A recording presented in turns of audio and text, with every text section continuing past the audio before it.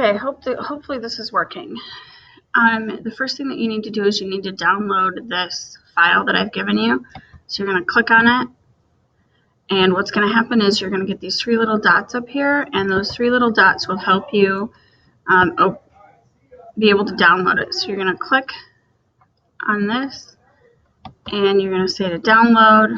Remember that when you download that it doesn't go directly to your home directory, it goes to your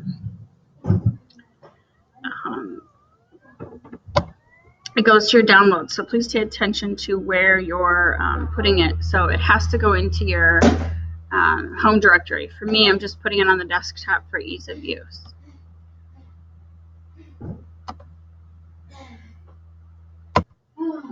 Okay, now that you have that file downloaded, what you need to do is open it up in Photoshop.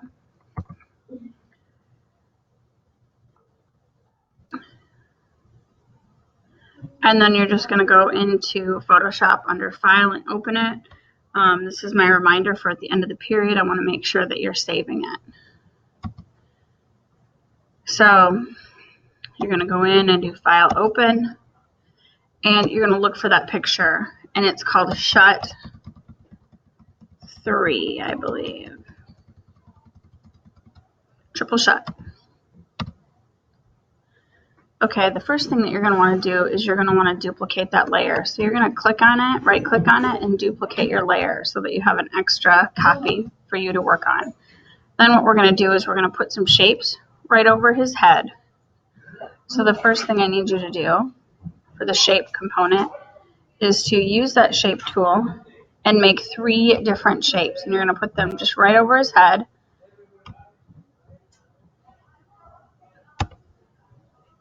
So now I have 3 shapes. I don't really like the colors of my shapes, and they're super dark. We'll get there. So what I'm going to do for the first shape is I'm on my thumbnail. I'm going to double click on it, and then I can change my color.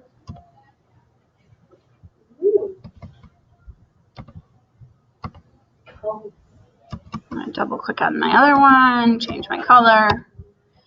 And I want to get all my shapes just different colors because we're going to do some different things with them.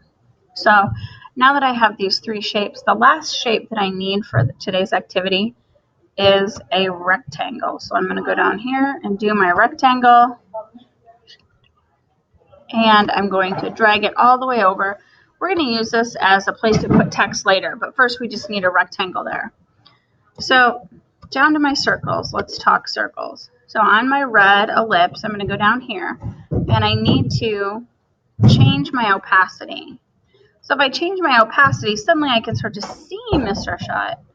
So that's one option. Again, it's right here under opacity. The second thing that I'm going to do is I'm going to go on my second one, and where it says normal, I'm going to try different settings. And I can hold it down, or I can check it, and then I can start scrolling.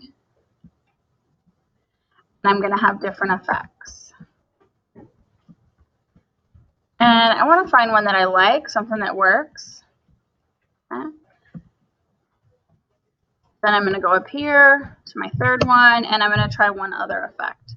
The whole point of trying the different effects is that I can start to see how the different things work. Once I've clicked off of them, those last lines kind of go away. Okay. So you can kind of see my circles. You can kind of see where they overlap. The next thing I'm going to do is I'm going to add some type. So if you go to your type tool,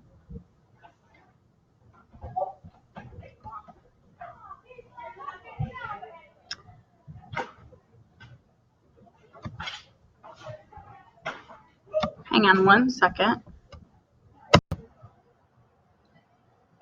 Okay, here we go, back at it again. I have these 3 circles. They all have different levels or opacities on them. The next thing I want to do is I want to add some type in my type box. So I'm going to come up with a band name. I just click. There's no need for a text box or anything like that. And I'm going to type in my band name. Now, if you notice, my type isn't coming up because it's behind my rectangle. So if this happens to you, you just drag that right up there, and it will come over on top of your text layer.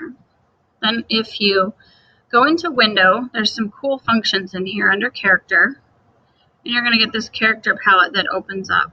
I can highlight my type, and I can highlight this type. And what I'm going to do is then I'm just going to use my arrow, and it'll allow me to scroll through and pick a font that I think will work for my album cover. Once I have something I like, the next thing I can do is I can, in my type, my character window, is I can play with the distance of my type apart. So I can play with that. It's right in here. It's that V and the A, and it shows that little space in between. Might want to center it. I can also change my color. You don't want it to go too crazy because you want your type to show. You don't want it to be so dark or so like close to the other color that it's not going to show.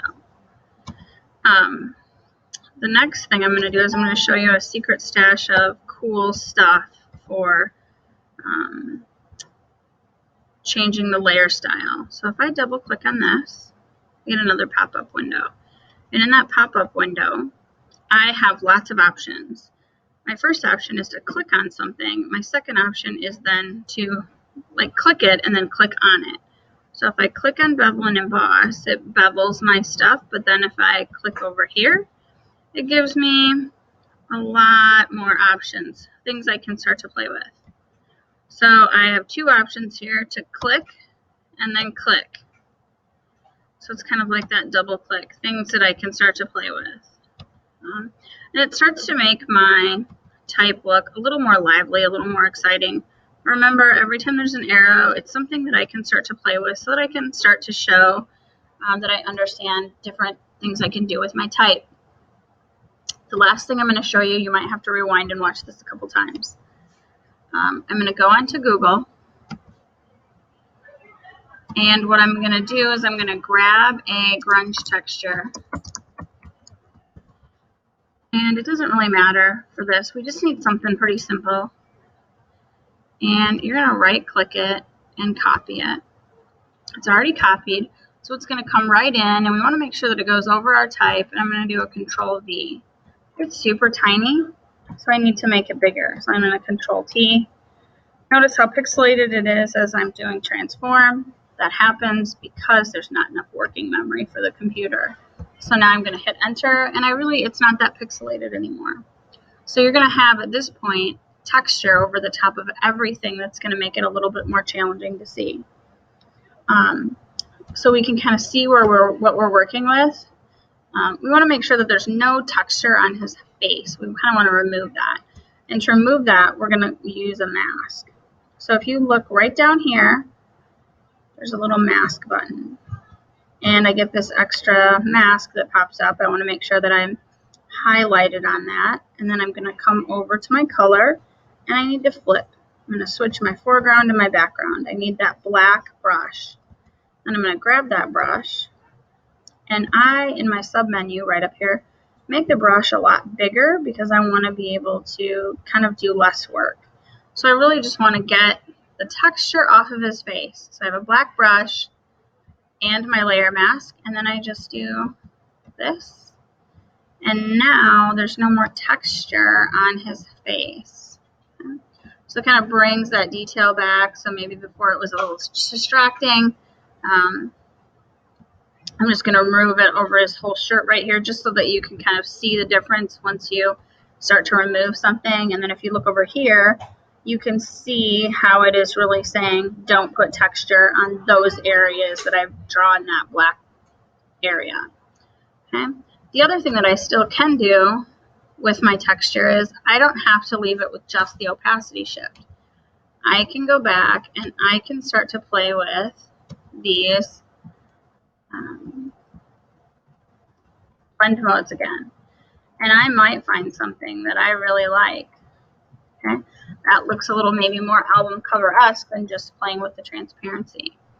So by the end of the day, you should be able to get through most of this. Tomorrow we're going to do look at those team photos. So I want you to be able to do this.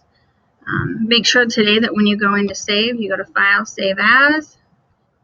You want to not call it Triple Shot. You want to call it maybe Album Cover Practice, and you want to make sure that it's a Photoshop file, and then you want to make sure that it goes into your home directory.